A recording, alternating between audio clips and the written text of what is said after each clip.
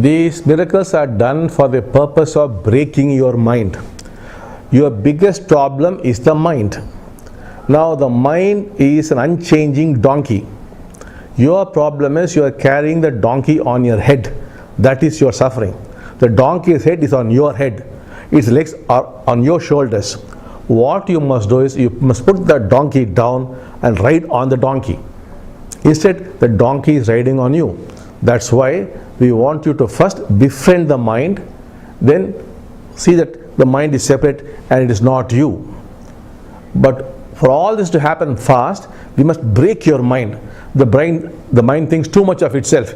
It thinks it knows everything. It is using logic and reason. That's all fine, up to a point.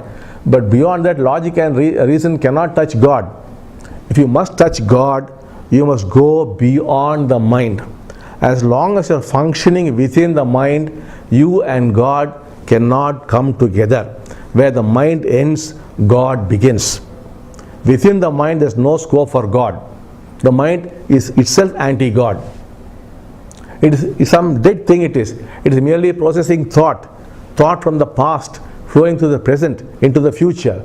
It's a dead thing it is. The mere flowing of the past. It has no life. You are giving it importance. It's okay for functional things, for worldly things, you need it. But for spiritual things, or inner things, it is the obstacle. You must transcend that. But you think the mind is so powerful, it is so real, it has got perfect logic, reason, all this. It must be broken. How do you break it? The physical miracles. Can you explain how the honey comes? It's a phenomenon. Can you explain how water comes? You cannot.